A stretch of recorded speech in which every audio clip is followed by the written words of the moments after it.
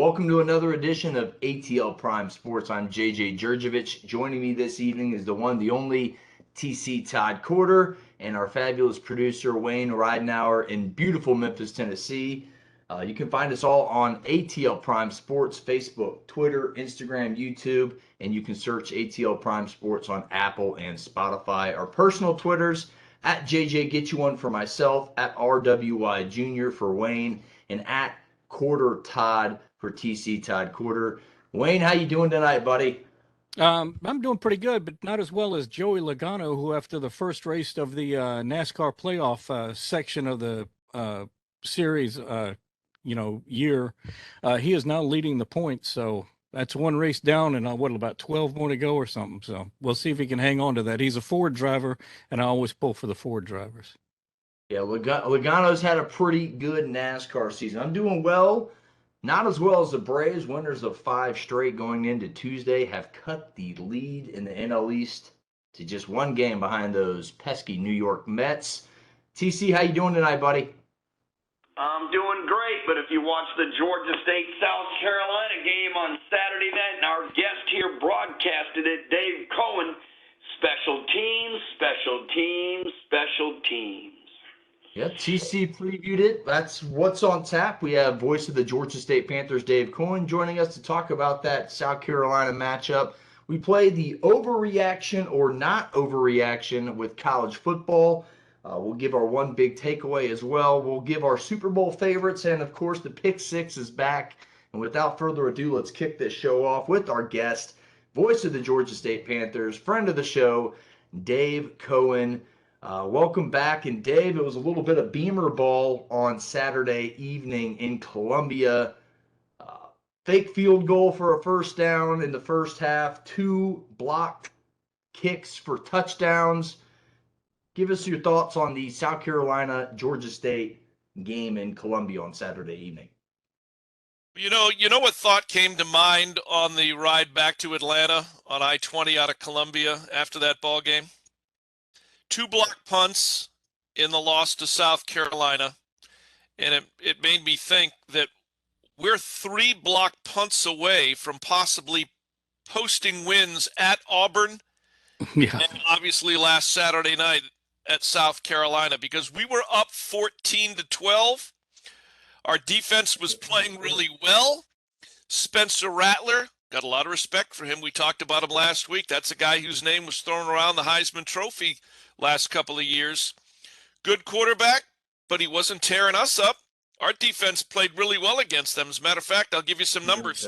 21 Gamecock offensive plays went for 0 or less than 0 yards against our Georgia State defense.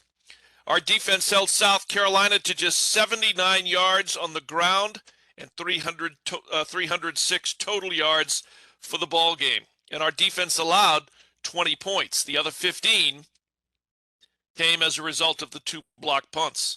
And one of those touchdowns, again, did come as a result of the fake field goal, which gave them a first down inside our 5, I think it was inside the 5-yard line, which they, were ultimately able to convert. Also, their field goal kicker, who was a freshman, kicked 2 50-plus yard field goals, so give him his credit as well. To do that in Williams-Brice on a Saturday night in what I think was his first game as the Gamecocks kicker. But certainly I will say there was an opportunity there, as there was last year at Auburn, to leave the football field with a win. We all know what the win in 2019 at Tennessee meant to our program. It was the first one. And there are not many things in the world of, let's say, Georgia State athletics that keep me up at night.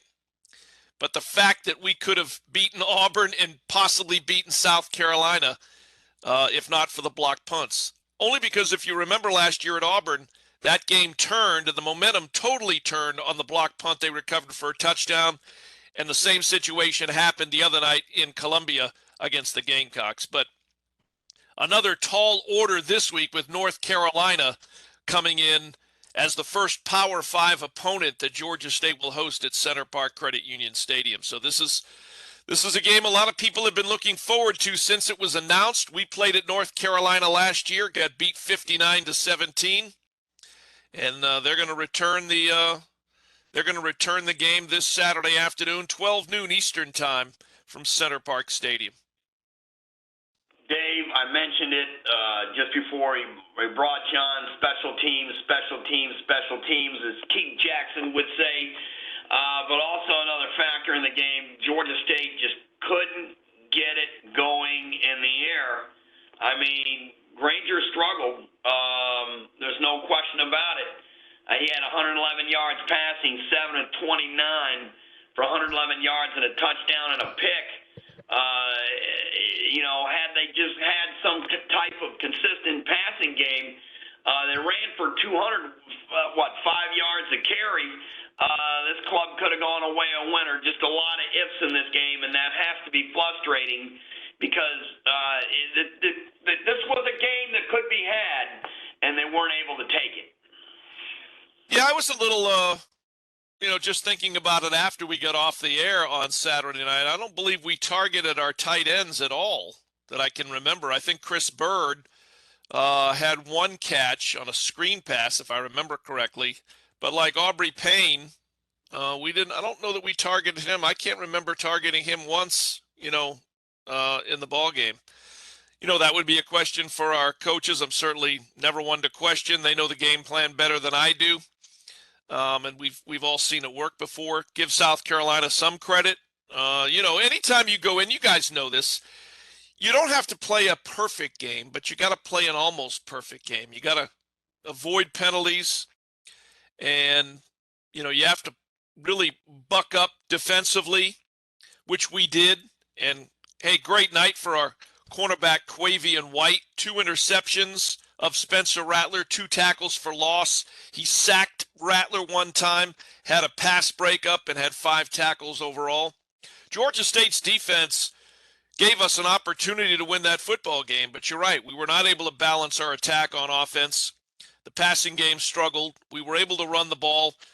Tucker Gregg was never able to get his footing. I think that, South Carolina did a really good job, obviously, getting prepared for us, knowing and seeing what our 2 top running backs, Tucker Gregg and Jamias Williams, were capable of doing. Jamias, it was a big game for him because he transferred to Georgia State from South Carolina.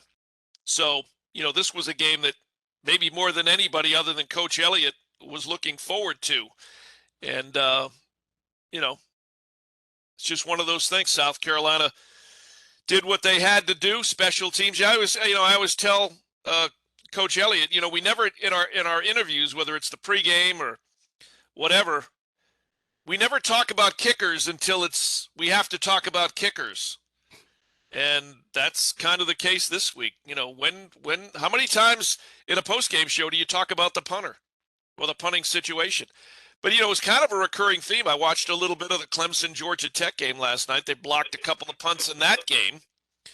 It seems like punters are having a tough opening weekend in college football. And, we know that firsthand in our game. Times. Iowa had to punt 7 times, and he averaged 48 yards a kick. And as you know, Iowa's punter was I hate to interrupt you, was the most valuable player in their win, and their 7-3 win with a field goal and 2 safeties on Saturday. Again, special teams. Right. Again, we only seem to talk about them when we have to talk about them. And that's got to be right at the top of the list this week. And I wasn't able to make it to practice on Tuesday. But I'll be out there on Wednesday and Thursday of this week getting ready for North Carolina. And I'm sure that's, that's got to be a priority. North Carolina is just as big, just as fast, just as strong, and just as skilled as South Carolina is. I mean, really, look at North Carolina's first 2 games. They're 2-0 on the year. And I give Mac Brown, I don't know him personally, but I'd give them a ton of credit after playing Florida A&M. When Florida A&M traveled there at the last minute without 20 of their players and still scored 24 points against the Tar Heels. North Carolina goes on the road and in a shootout beats Appalachian State in Boone 63-61 in a game. If you watched it, the Mountaineers woulda, coulda, shoulda won that ball game. And then he's coming down here to play us in Atlanta. He doesn't have to do that. They don't have to sign a home and home with Georgia State. They don't have to go on the road to Boone if they don't want to. They're North Carolina. So I'll give Coach Brown credit. He's going on the road and he's playing two Sun Belt teams back to back. On the road. On back-to-back Saturdays on the road, yeah. Yeah. You're listening to Dave Cohen right here on ATL Prime Sports. You can find Dave on Twitter at GA State Voice. All right. Well, Dave, I got a chance to watch the game live because the Memphis Mississippi State game got delayed because of weather, and it was a super long delay. And some of the takeaways I took away from watching Georgia State play South Carolina was y'all really exposed some of the issues that South Carolina has with their offensive line. I think Rattler was sacked multiple times. And I did not realize how much of a light show goes on at that stadium. I mean, there was the ESPN Plus takes a lot of shots that are, like the full stadium. And that is a fantastic light display that they have at that stadium. So, I enjoyed watching that. Very much a spectacle. Again, I've been there for basketball before with Georgia State. I've been there with baseball once or twice. Had never been there for a football game. And again, a Saturday night at Williams-Brice, Coach Elliott had been telling me and telling the team what the atmosphere would be like, coming out of the tunnel in that building. They had a great crowd. It was listed as a sellout. I don't know that they may have sold every ticket, but not every ticket holding person made it into the facility. They may have stayed out at their tailgate. But, a great atmosphere for college football. I mean, we'd love to have half of that atmosphere at our home games at Georgia State. Now, Memphis would as well. Yeah. Now, granted, South Carolina's been playing football for how many years? And, this is our 13th, so we're still a work in progress. But, yeah, I had heard about the light show. They installed these new lights, and they were kind of testing them out when I first got to the stadium, and it was still light out. And once it got dark, it was like half the time you felt like you were at a concert. Yeah, really. Between the music and the light show, if you did not look down and see a football field, you might have felt like you were at the Colonial Life Arena on campus. Yeah. And you were at a show. Yeah, or you expect Gene Simmons to come out of the tunnel at any moment. Now that would have made my night. Yeah. That would have been cool. Absolutely. Matter of fact, the last time I was in Columbia prior to Saturday night was to see Kiss at the Colonial Life Arena there on the South Carolina campus. Excellent. Yeah. Interesting. Well, Dave, I want to talk about the College Football Playoff Committee's vote to expand to 12 teams.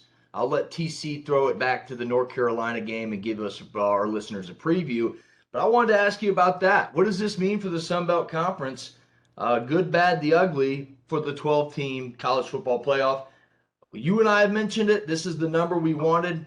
Looks like we'll get it in 2026, possibly earlier. Your thoughts on that? Well, the minute that announcement came out and I saw it on Twitter, I sent a quick message to Todd and I said, see, we've been talking about this on your podcast, ATL Prime Sports, for the last 2 years. Maybe a little longer. I think it's great to get to 12.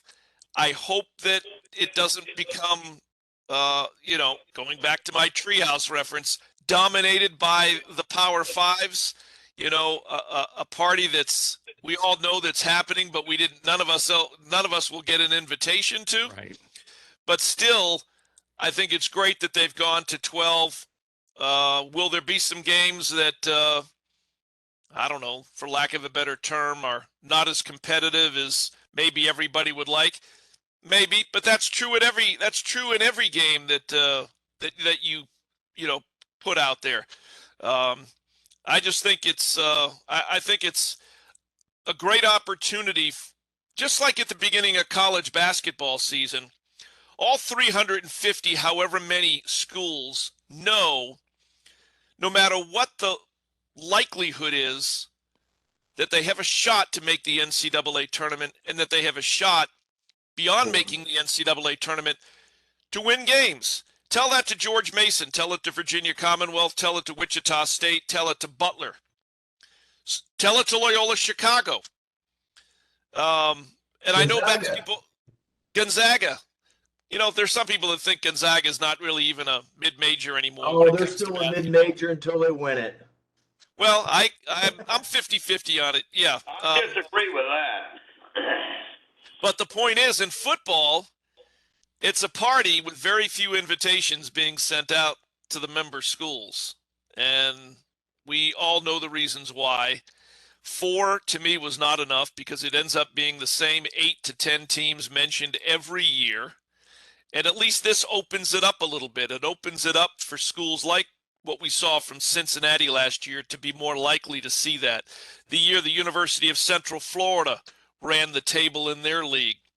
Go back to the Boise State years where, you know, they were making a lot of noise. I just think it's a good idea to open things up a little bit. Listen, I've said this for a number of years since we started football, and we were, you know, even back in the Colonial Athletic Association days and our independent days, and even when I was at Furman. FCS manages to put on a 24-team playoff and crown a true national champion. 1A football, FBS football can do it too. They may not do it with 24 teams, but now it looks like eventually they will do it with 12 and at least give 1 or 2 group of 5 programs who really play above and beyond an opportunity to get an invitation and join the party. So at the end of the day, it's all good. Maybe even have a deal where it's 11 teams and then maybe have a wild card thing for the last spot or something. Well, you know, I've said it on your show before. I felt like with the 10 conferences, the conference champions should each get a bid, and then there'd be 2 wild cards to get you to 12. But you know that would raise a ruckus because it wouldn't work out. There would be some schools who would be ranked in the top 10 who would not be a part of the right. But Dave, your formula would work if we had a 16-team playoff, and I think that's coming very shortly after the 12-team, and that could solve the problem, all of it, because not only you could get every conference champ in it, you also could get 6 wild cards, and that would be tremendous for college football there. But we don't have much time left. I want to ask you one last question regarding the North Carolina-Georgia State game. You know, Mac Brown, he coached at Appalachian State back in, I think it was 83.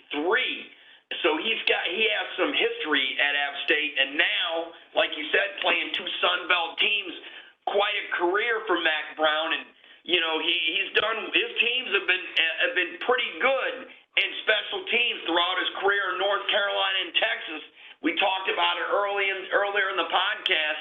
Georgia State has to shore up its special teams to have a chance, because this North Carolina team could be had. Like you said earlier, they had trouble with Florida A&M, and they had trouble last week with App State. This is a winnable game based on what we've seen so far. What do they have to do to win it besides shore up the special teams? Well, in the prep work that I've done to this point, let me give you some numbers here. So they beat Florida A&M 56-24. And they scored 63 in a 63-61 win at Appalachian State. So North Carolina's offense has scored 119 points in 2 games. Their defense has given up 85 in 2 games, which makes me feel really good because I know from a quarterback standpoint and a running game standpoint, if we play the way we are capable of playing and the way we played down the stretch last season and winning 7 of our final 8 ball games, we can certainly make this interesting. That quarterback for North Carolina, Darren May, has counted for 5 touchdowns in the Appalachian State ball game, 4 of them through the air, 1 of them on the ground. He passed for 352 and rushed for 76. He is the straw that stirs the drink. And defensively, we're going to have to focus, again, like we did on Spencer Rattler, maybe even more so on this more of a dual threat quarterback for North Carolina, again, in Drake May. So could be interesting. again, it was 59. The only thing we have to go on is that last year we played them. Granted, some of the players were different, but we lost 59-17. And the same old things always tend to pop up. Got to get off to a good start. Got to limit any sort of turnovers. Got to limit penalties. No silly penalties that stall drives and end drives unnecessarily. Our quarterback has to have a much better game offensively in the air than he did at South Carolina, and I know he's very capable of doing that. Great kid, been a great,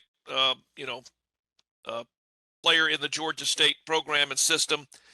Hopefully, Tucker Gregg can get back to running the football the way we know he can run it.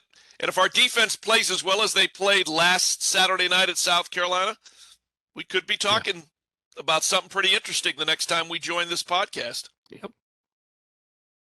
I think it can happen, Dave. I mentioned Spencer Rattler's due to throw a couple picks. He usually does that.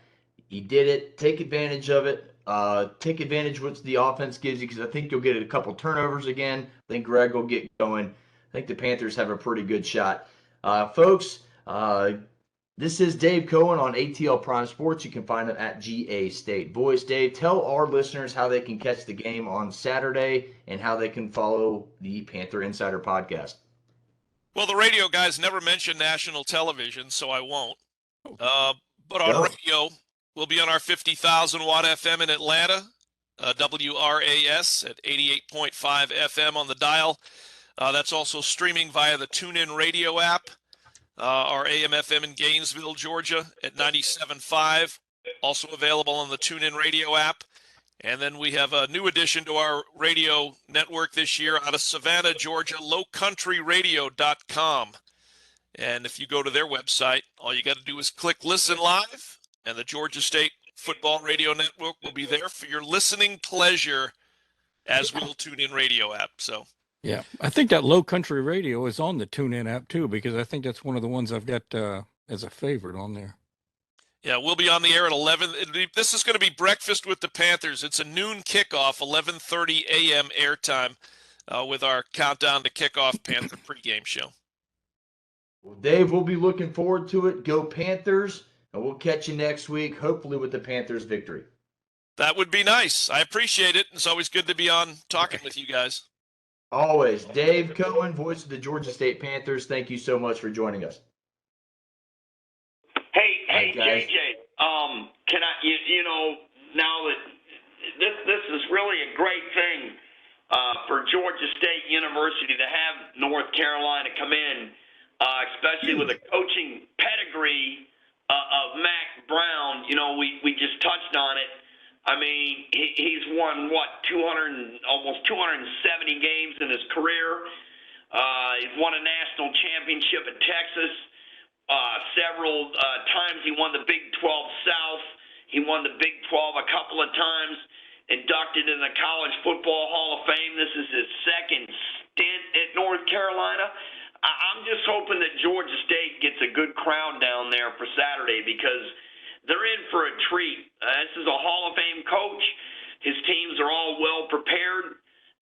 But this is a game, we mentioned, Georgia State has a chance, but they've got to clean up the mistakes, and especially, obviously, on the special teams and get the passing game going. Yeah, it can happen. Granger, Greg, Williams, that's going to have to be the combination. Granger's going to have to complete some open passes, maybe one downfield to open up the defense for Greg and Williams to run through the tackles and control the clock, no penalties. And if you just play sound football, you'll have a chance against these Tar Heels. Let's keep it up with college football with the first 2 weeks now. Remember, week 0 and week 1 of college football complete. Let's play overreaction or not an overreaction. I'll give the topic, and then afterwards we'll give our biggest takeaways after the overreaction game. Overreaction or not, Clemson is still a college football playoff contender. TC, tee it off, buddy. It's just too soon to tell. We put it on ATL Prime Sports today and had some folks comment on it. Honestly, their defense is really good when you talk Clemson football. the first thing you talk is their front four, and then after that, the three linebackers. So basically, their front seven is really good, and they have good players in the secondary too. They're well coached. Brent Venables was there for years until taking the Oklahoma job this year, but to me, for Clemson, is they've got to get that running game going and help out the quarterback. They've got to become more explosive offensively. Can they win the ACC? Who knows at this point? Look what Florida State's done. What they did last week to LSU in a miraculous comeback. The conference could be up for grabs. They got to play Notre Dame. To me, it's just too early to tell. So you're thinking it's not an overreaction. You think it's still possible. I don't think it's an overreaction at all. I think Clemson is a college football playoff contender. Georgia Tech's a viable team, an ACC opponent who almost, remember, it was 14-8 last year, and Georgia Tech was a touchdown and an extra point away from beating Clemson in week 2 of last year as well. So Georgia Tech seems to always play Clemson tough. A couple coaching mistakes, in my opinion, by Jeff Collins cost maybe a closer game, but Clemson took care of business. This is not an overreaction at all. Clemson has a semi-easy schedule. If they beat Notre Dame and they finish the season unbeaten, they will be in the college football playoff. 41-10 win over Georgia Tech gets that ball rolling. You mentioned the run game. I think Will Shipley will get that thing going. I think the offensive line's experienced enough now. The real key to me is that this backup quarterback, Cade Kluback, comes in the middle of the season for DJ Uiagalelei, who seemed to struggle at the beginning of the game, but then made an amazing play on a third down where you thought Georgia Tech was about to get back in the ball game. He said, no, sir, and about to get sacked, flips it to his running back, Will Shipley, who gets a first down. Eventually they go in to score a touchdown that makes it 24-10 and or 20-10 off a field goal, excuse me, and they kind of put their lead out of touch. So no, I don't think this is an overreaction. Wayne, what about you? Can I say something for a second? Sure. Look, the reason I say it's too early to tell is that the first week, the teams improve the most between week 1 and week 2. And it is an opening game. You mentioned they had trouble with Tech last year. Tech is a bottom-tier ACC team. And they expect to be again this year. But, to me, it's just too soon after week 1. Let's see how Clemson progresses. Defensively, they're there. If they get there offensively, they can be in the college football playoff. But right now, it's only week 1. A lot of things can happen. Injuries. We just got to sit back and let, as Nick Saban would say, let the games and the process play out. Sure. Well, we're having fun, Wayne. Overreaction or not overreaction, Clemson is still a college football playoff contender. I would say not yet. I want to see how they do against Wake Forest at Wake Forest. Then I'll know better. Yeah, Sam Hartman's back after what we now found out was a blood clot issue. That means that Wake Forest Vanderbilt game this weekend is probably going to be a bigger point spread. So I hope you jumped on it on Monday. All right, and second, overreaction or not, the Pac-12 is already out of the college football playoff. I'll tee this one off. That is an overreaction. Just because your 2 preseason top teams lose doesn't mean that Oregon or even Utah could finish right there at 10-2, 11-1, however they split that game at the end of the year. That is a huge overreaction. Then you look what USC did to Rice. Caleb Williams and Lincoln Riley look like they're on the Oklahoma page of last year, where they started tearing off some wins at the end of last season. So, yeah, that's a huge overreaction for me. The Pac-12 could play their way back into the college football playoff race. That is a huge, huge overreaction. I don't know why the mainstream media is already counting out the Pac-12. It's pretty ridiculous. TC, your take on that? Overreaction or not, the Pac-12 is out. Hey, JJ, I agree 100%, my friend. This is absolutely ludicrous. Ludicrous. Southern Cal They look good. Of course, they played Rice. We'll see how they play against Stanford this week. You mentioned Utah. They may not lose another game. The heat and humidity was the difference between Utah and Florida. We predicted it last week here on ATL Prime Sports that Florida would just cover or just pull it out, and it happened. And the heat and humidity played a huge factor in the fourth quarter. Of course, the turnover forcing the ball in the triple coverage did the Utah quarterback and ended up losing the game. And then you mentioned Oregon.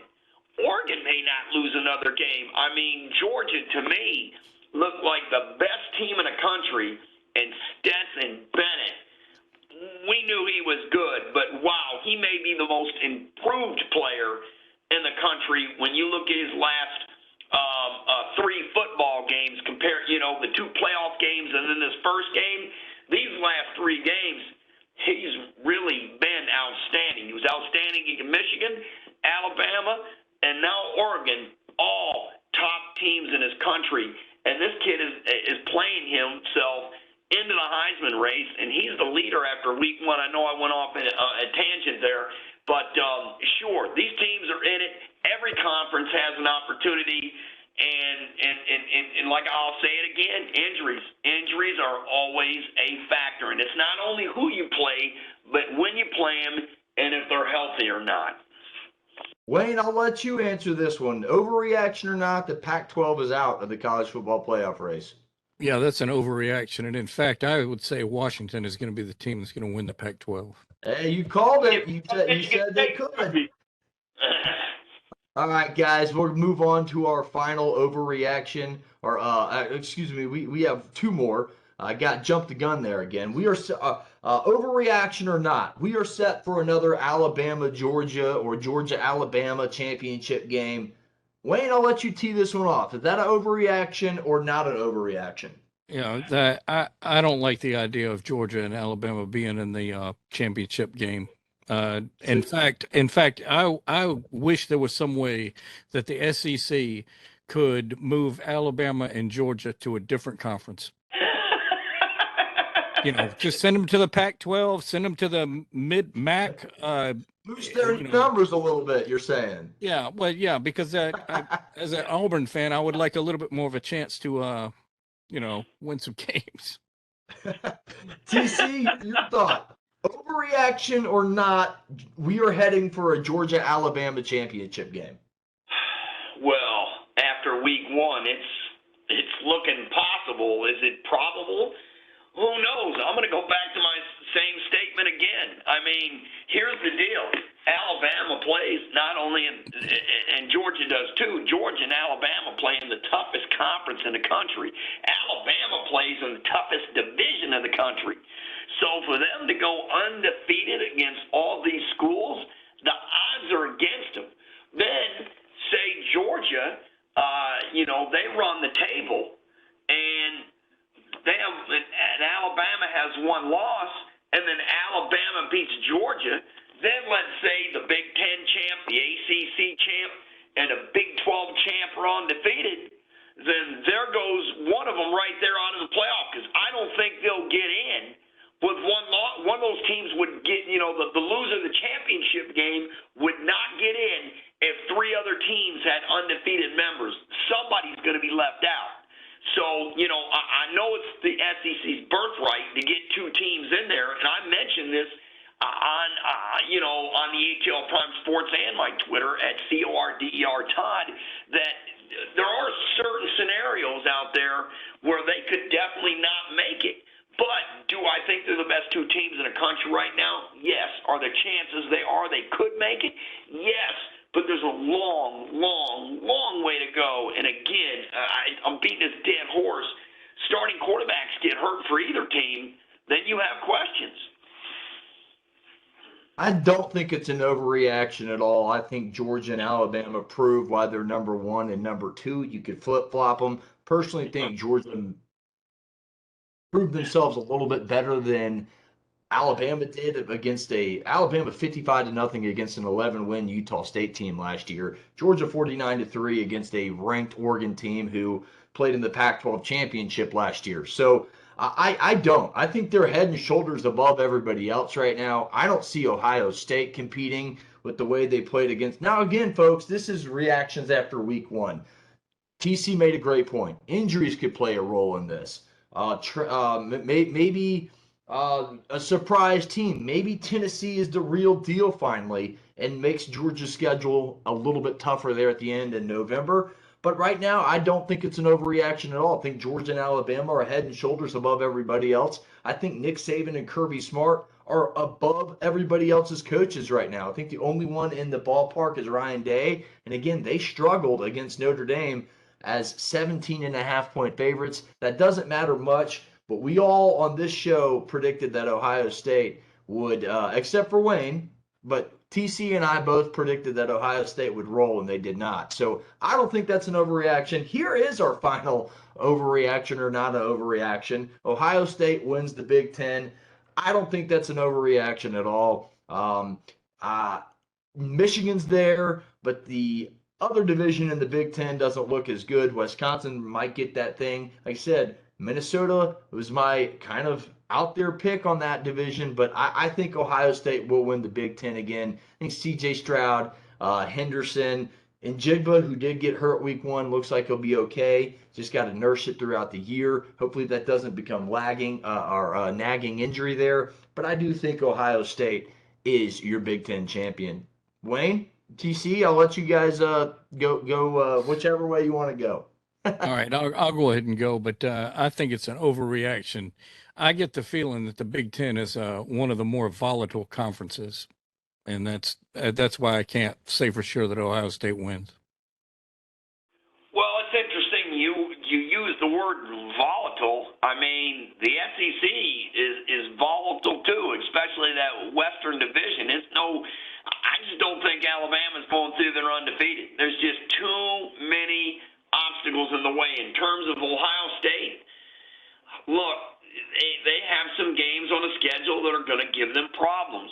Wisconsin at home, they should win it, but Wisconsin, last time they played at Ohio State, they gave Ohio State a good one. At Michigan State, now the Spartans, look, they're a team that always starts out slow, don't look great early on this season, and as they get better, I know Ohio State blew them out a year ago, but Michigan State's one of those teams that they play extremely well at home. Ask Michigan, and there's a chance for potential upset there. I'm not going to say it's going to happen. They go to Penn State on a whiteout. You can bet that's going to be a night game. And then, of course, the game with the team up north, as they say there at Ohio State, Michigan at the end of the year. And Michigan turned the tide last year and won it. And sometimes when you look at the history of this rivalry, once the team has won it once and turned the tide, they seem to beat them in a few years ago before they turn it back. So there's no guarantees that Ohio State wins the Big Ten. Something happens to their starting quarterback. They already had injuries in game one. The star wide receiver for the Buckeyes got hurt. So nothing is a slam dunk for Ohio State. Are they the favorite? Yes. Am I picking them to win it? Yes. But to say no, there's a long way to go. There's a long way to go. Well, after our overreaction or not, let's give our one big takeaway from the college football weekend. TC, take it away, man. Well, I mentioned it earlier about Stetson Bennett, so I've already done that one. I think the best story of the college football season currently right now is Florida State. Mike Norvell got his biggest win at Florida State, winning at Louisiana State on Saturday, and the way they won it, here's that Keith Jackson word again, special teams. Well, they blocked a field goal, and they turn around after giving up the tying touchdown. They blocked the extra point and hit the crossbar, and they got the win, and they're 2-0. And all of a sudden now, people are mentioning Florida State. Well, maybe they got a chance here in the ACC against Clemson. Maybe they do, maybe they don't. But I'll tell you a good story is Jordan Travis, the quarterback at Florida State. if this offensive line continues to improve in Florida State, and they can run the ball and give this kid some time and a chance to do things offensively, Florida State is going to be a dangerous out in the ACC. And I believe they get Clemson at home this year, but I'm not 100% certain with that. Wayne, what's your biggest takeaway from college football week 0 and week 1? Well, I would say that the Gator fans are absolutely back, because I understand that they over-attended that swamp.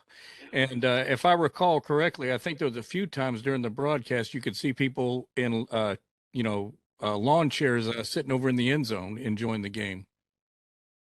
The Florida Gators. Go ahead, Todd. Sorry, AJ, I was just going to tell you, Florida State does get Clemson at home in mid-October. It's going to be, the ACC could be a really exciting race.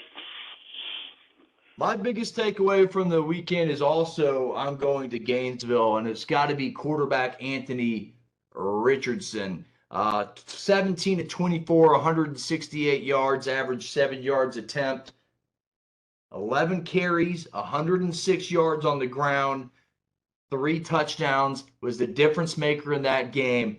Dan Mullen had an ace in his back pocket and did not use it. That is my biggest takeaway from the college football weekend. It is NFL week 1. Let's talk about our favorites going in. Let's talk about our Super Bowl contenders going into the NFL season. Todd, I'm anxious to hear what you have to say on this. Take it away. Give us your 3 or 4 favorites in each league. Well, let's go to the NFC first.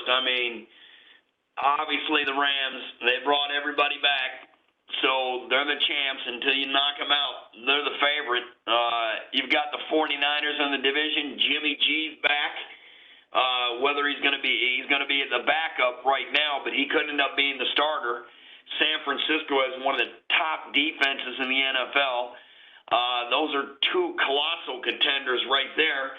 Obviously, Tampa Bay with a GOAT. This could be Tom Brady's last season. Of course, that's been said for a while now. The Buccaneers did lose their left tackle, so they'll have to make adjustments on the offensive line.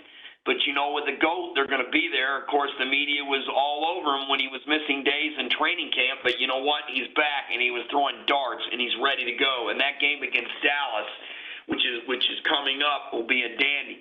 Speaking of Dallas, Dallas and Philadelphia, they're contenders. I don't think they're top teams in a conference.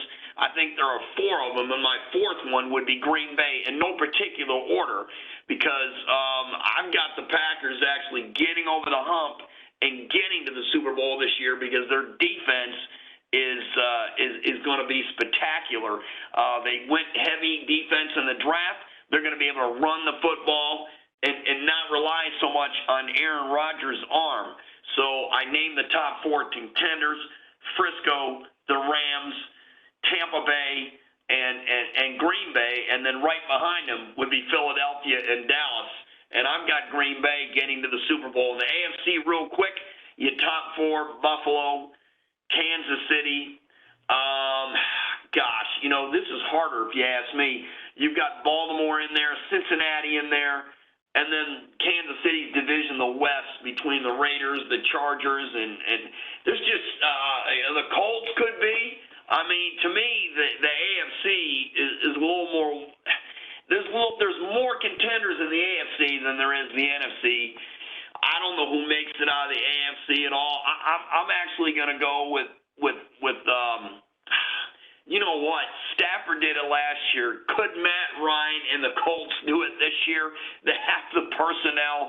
And you know what? It would be the Falcons' luck that Matt Ryan goes to the Super Bowl and wins it after they give him up. But I don't know. Everybody says it's Buffalo's turn. I just don't know who's coming out of that in the AFC. I think it's really wide open. But I've got Green Bay in the NFC, and I'll leave it there. I like the AFC. I think it's pretty chalk, if you ask me. I think Josh Allen's an MVP candidate for a reason. I think Stephon Diggs is going to have a career-type year. Have Davis on the outside to join him.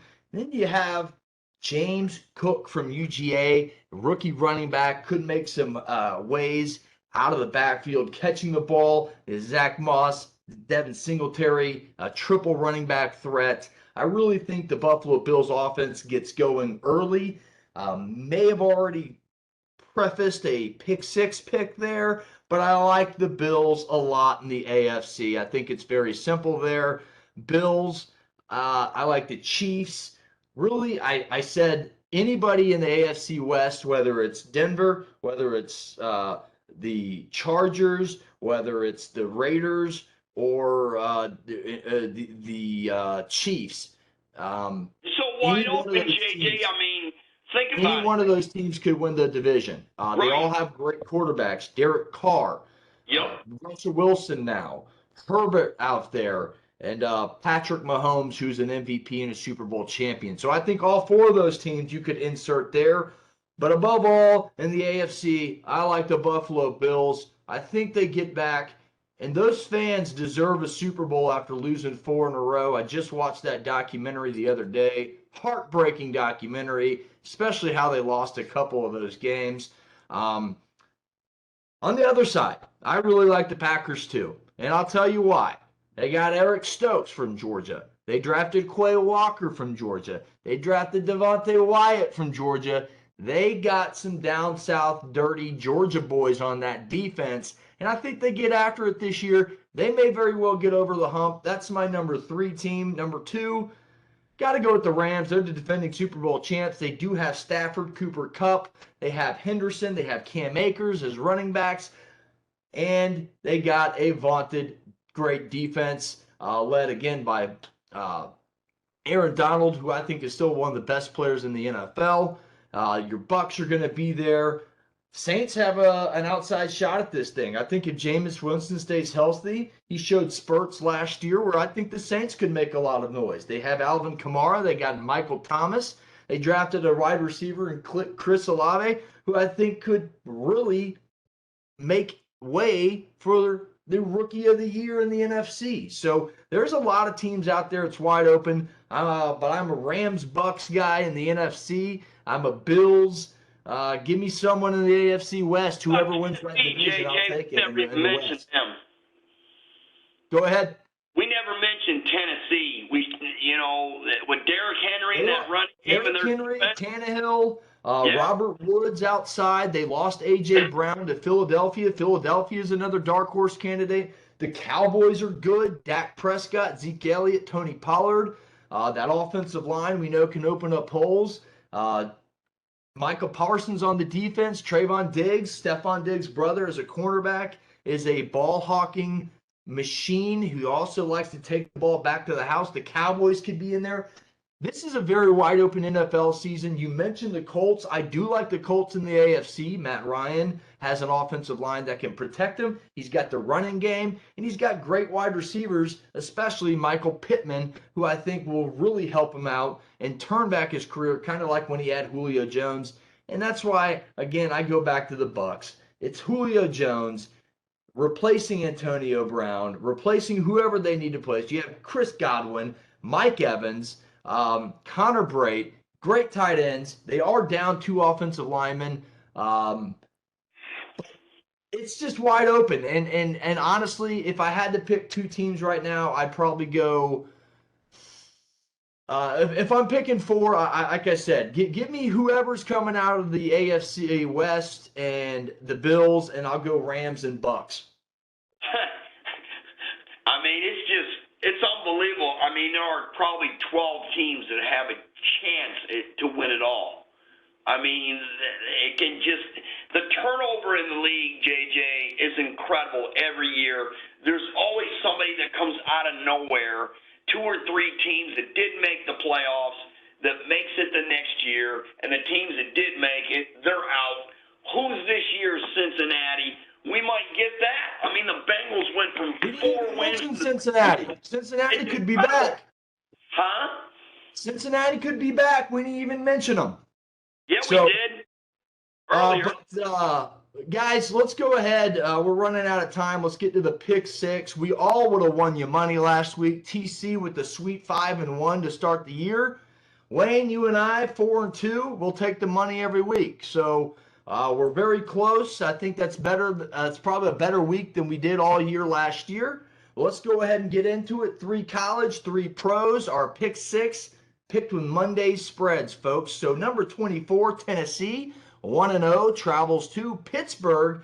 Number 17, they're also 1-0. Tennessee's a 7-point favorite. The over-under is 65.5.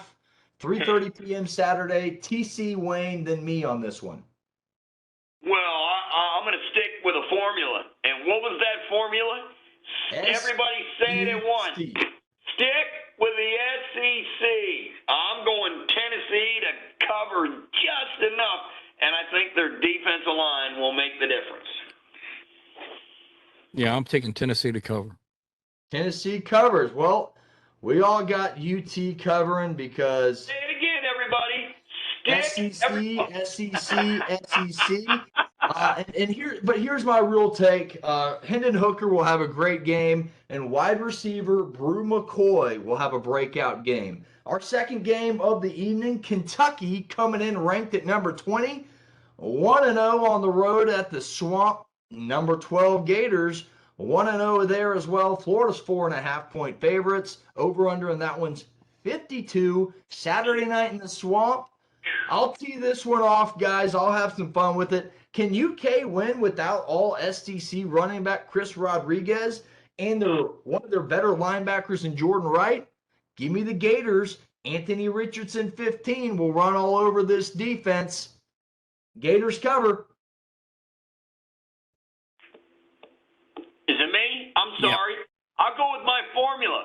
Stick with the SEC. Oh, wait a minute. 2 SEC teams are playing. I'll take the one that's at home that came up with a miraculous win against Utah. Give me the Gators. Yeah. Well, as far as I'm concerned, Kentucky is a basketball school. Bring your lawn chairs. I'm taking Florida to cover. That's great. That's classic. Our third and final college game is arguably the most anticipated of the weekend. Number 9, Baylor, 1-0 at number 21, BYU. Also at 1-0, BYU, the home 3.5-point favorites. Over under, and that one's 53. Saturday night in Provo. TC, Wayne, myself on this one. No, man, I want to go last. All right, I'll go first again. Look. This is the second of a home and home. Baylor upset BYU last year. This could be the last time they play as out-of-conference opponents. BYU returned all 11 on defense, and I think that's the key right there. Also, I think running back Christopher Brooks will be able to run the ball behind the BYU O-line. That's right. I'm taking the BYU Cougars to cover at home over the Baylor Bears. Yeah. Well, I'm taking Baylor in the points, and I don't even think they need the points. I think they're going to win by 10 or more points. I like it. Oh, you know what? I can't do with the stick with the SEC on this one. Dang, nabbit. This is a real tough game. Baylor's built on D, but they're going to BYU in that atmosphere. I like BYU to win just enough to cover. They win by 4. Up there playing in that altitude, that makes a difference. I like BYU, but just barely. All right, guys, that brings us to our NFL Thursday night football. Bills, Rams. Could be a Super Bowl preview.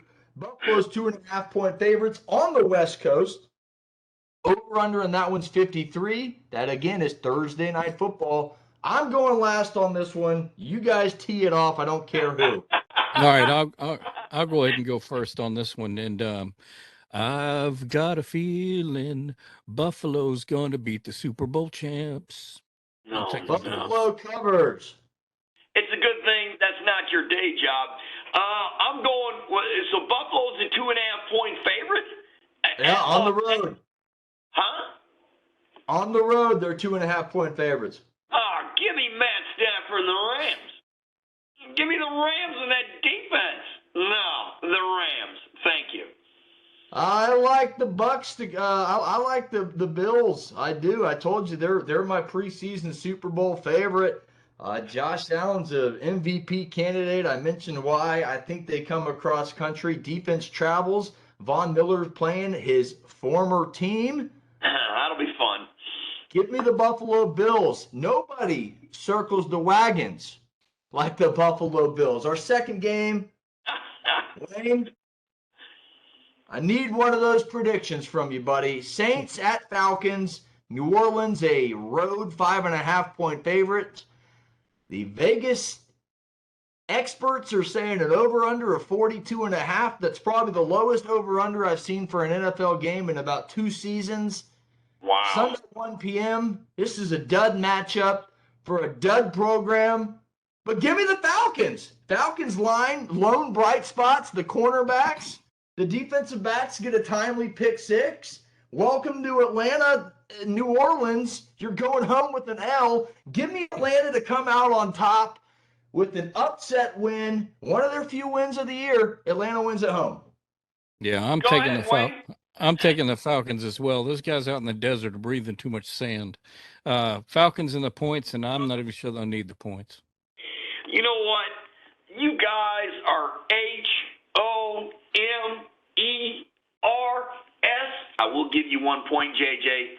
Mr. 30 interceptions could definitely throw a few, and Atlanta could win it.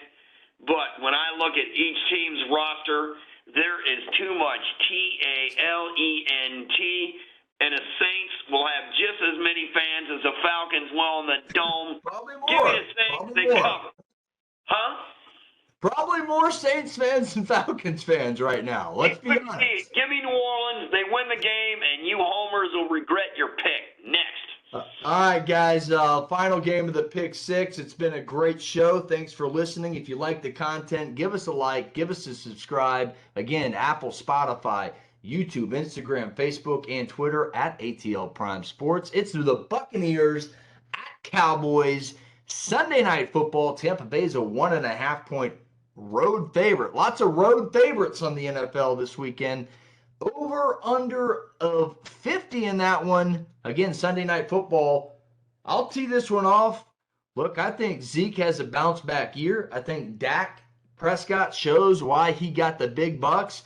Tom Brady's down 2 linemen. I think Micah Parsons gets after Tom Brady. Cowboys win. Cowboys win. Wayne, TC, what say you? Well, I'm taking the Cowboys as well. I can't wait to see the Cowboys. They don't even really need the points.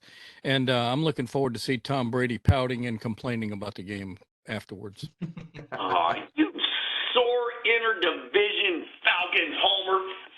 No way. What are the Cowboys? What do they call them? An accident waiting to happen? I hated to use that, but you know what? They just are in big games. Give me TB12 on the road to win it.